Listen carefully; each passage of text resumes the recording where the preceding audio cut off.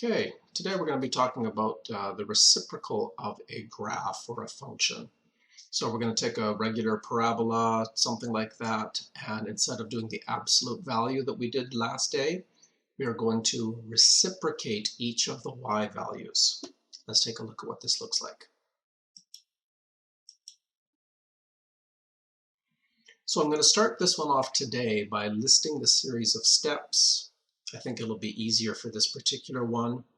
You need to pay key attention to certain types of values, primarily your zeros and your ones. So zeros are going to turn into asymptote lines, vertical asymptotes. And if we ever have a graph where we have vertical asymptotes, they would turn into zeros. Y values of 1, I don't care what the x value is. If the y value is 1 or -1, when I reciprocate that, I still end up with a 1 or a -1. So they stay fixed. We call these invariant points. We've looked at this before when we did the basic reciprocal curve. Big Y values, those which are bigger than 1, like 3, would become a third small y value. Small y values become big Y values, so the 1/3 turns into the 3, or the 1/10 turns into the 10. Once I've got those key points down, I should have enough to be able to sketch the graph. The examples today, there's 3 of them.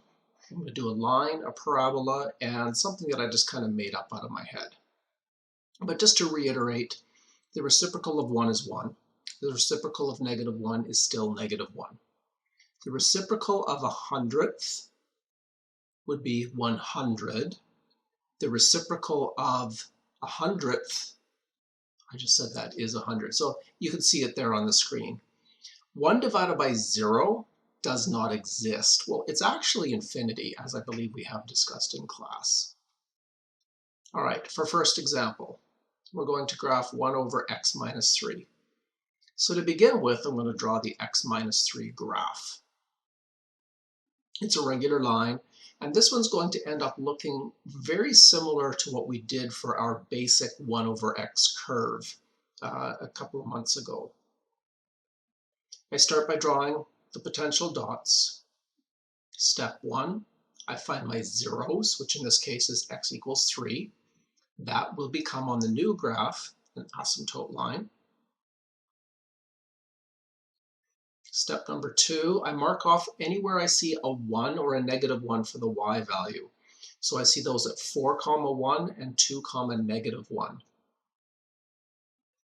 I then do my 3 becomes a third becomes 3, etc., etc. I'm actually writing down a few points here so you can see what's happening.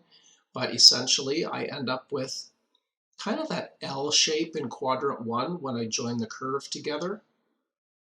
And like I said, it looks very similar to our basic reciprocal curve.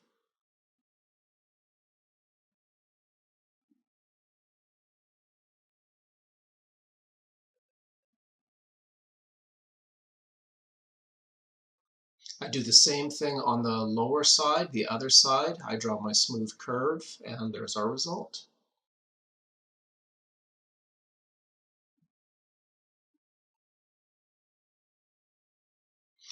We talked about the vertical asymptote. Technically, there's also a horizontal asymptote at y equals 0.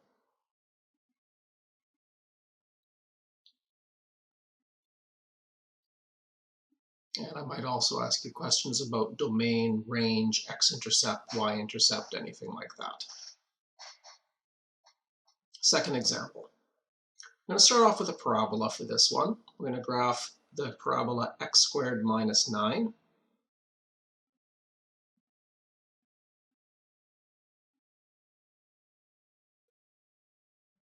And I'm trying to draw this as smoothly as possible. When a curve gets really steep, it can be difficult to deal with the reciprocal of that curve, but we'll do our best. So I've got my line here at x equals 3, my first asymptote. My second asymptote I'm drawing at x equals -3.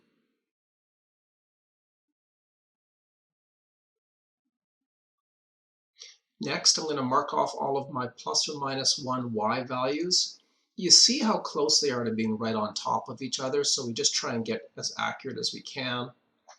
And then the next thing, the vertex down at 0, -9, that would become 0, -1/9. So when I go to draw my curve, the piece in between the two asymptotes ends up looking kind of like a U, and the other two pieces look like those L-type shapes. So here, I'm drawing a made-up curve. I've got a line with a curvy part at the end, and we're going to start it off with a diagonal line coming into it. All I want to demonstrate with this one is that we just go through those same basic steps. Asymptotes first. There's two places this graph crosses the x-axis, so I draw in my two asymptote lines. I'm doing them in red this time. Next, plus or minus 1 y values. Normally they're just a series of dots, but in this case that entire little line part at x equals -1 up to x equals +1, it's all y equals 1 there. And then finally you can see I'm trying to draw in my big becomes small, small becomes big. I'm hoping this makes sense because we spent a lot of time on it when we did the basic y equals 1 over x curve. So I'm just highlighting it to make sure that you can see which one is the actual result. Homework today is page 403. Again, I didn't talk about my form. My dogs today are a bulldog, a beagle, and a poodle. That's it. Enjoy. Talk to you soon.